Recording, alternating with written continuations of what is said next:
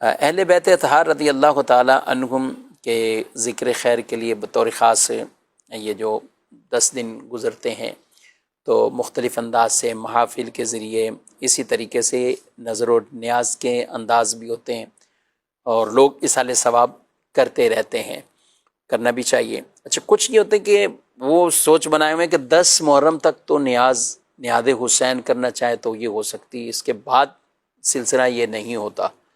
اور تو اس کے حوالے سے بھی ایک ساتھ ایک اور بات بھی کہ کئیوں کے اپنے فیملی میں کسی کا انتقال ہو جاتا ہے، اب کسی کا 40واں، کسی کا 20واں، وہ ان دنوں میں پہلے 10 دنوں میں یا اب محرم میں ہی آ جائے، تو کچھ لوگ اس پر بھی سوال کرتے ہیں کہ یہ نیاز بھی ان کی خاص بھی نیاز ہو سکتی ہے جو ہمارے اپنے مرحومین، تو کرنا کیا چاہیے؟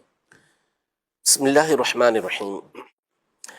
اہل سنت کے جو نظریات اور عقائد ہیں اور جو افکار ہیں وہ بالکل واضح ہیں اور ہماری کتابوں میں بھی واضح طور پر لکھے ہوئے ہیں، اور علماء اہل سنت بھی بکثرت اس کو بیان کرتے ہیں۔ ٹھیک، ہمارے نزدیک جو شہداء کرام ہیں یا دیگر اولیاء اعظام ہیں یا صحابہ کرام علیہم رضوان ہیں، اہل بیت اطہار ہیں، ان تمام کا جو یوم منایا جاتا ہے اس میں اصل مقصود ان کی یاد کرنا اور ان کو ایصال ثواب کرنا ہوتا ہے۔ ٹھیک، تو یاد رکھنا یہ بھی سارا سال ہو سکتا ہے، اور اسی طرح ایصال ثواب کے حوالے سے ہمارا موقف بالکل واضح ہے کہ یہ پورے سال میں جس دن چاہیں کر سکتے ہیں، چاہے صحیح، کوئی ہستی ہو، کوئی بزرگ ہوں، کوئی عالم ہو، صحابہ میں سے ہوں، اہل بیت اطہار میں سے ہوں، یا ہمارے اپنے مرحومین میں سے ہوں، جو بھی مومن ہے اس کے ایصال ثواب کے لیے سال کی کسی بھی گھڑی کے اندر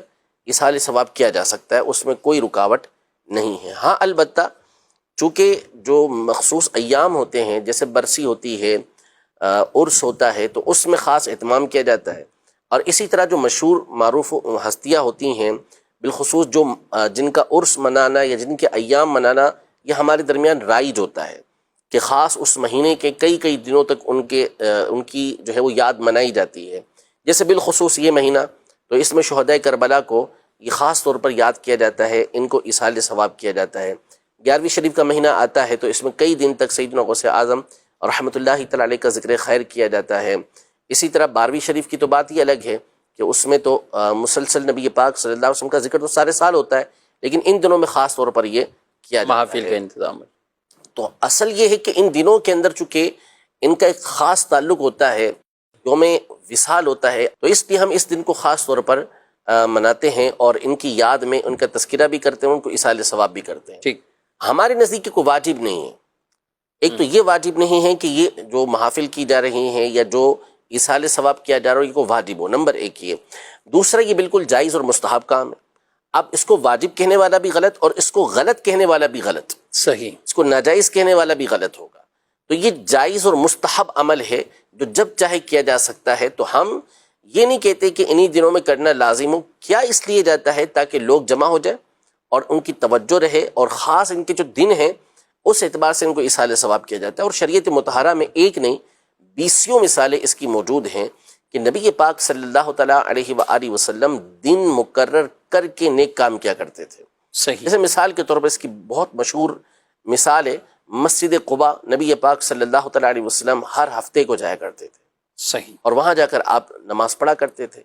تو اب یہ آپ علیہ الصلوۃ والسلام نے ہفتے کا دن مقرر کیا ہوا تھا۔ صحیح بخاری شریف کے اندر تو باقاعدہ کتاب العلم میں باب باندھا امام بخاری رحمۃ اللہ تعالیٰ علیہ نے کہ جو علم سکھانے کے لیے دن مقرر کرے، تو اس میں سیدنا عبداللہ ابن مسعود رضی اللہ تعالیٰ عنہ کی روایت لے کر آئے کہ سیدنا عبداللہ ابن مسعود رضی اللہ تعالیٰ عنہ یہ ہر جمعرات کو خاص طور پر لوگوں کو واعظ و نصیحت کیا کرتے تھے، دن مقرر کیا ہوا تھا انہوں نے۔ صحیح، اور اس کی مثالیں اعلیٰ حضرت امام علیہ سنت نے فتاوی رضویہ کی 9ویں جلد کے اندر ارشاد فرمائی ہیں کہ لوگ شروع سے ہی خود نبی پاک صلی اللہ علیہ وسلم کئی معاملات کے اندر دن مقرر کر کے، وقت مقرر کر کے وہ نیکی کا کام مسلسل کیا کرتے تھے۔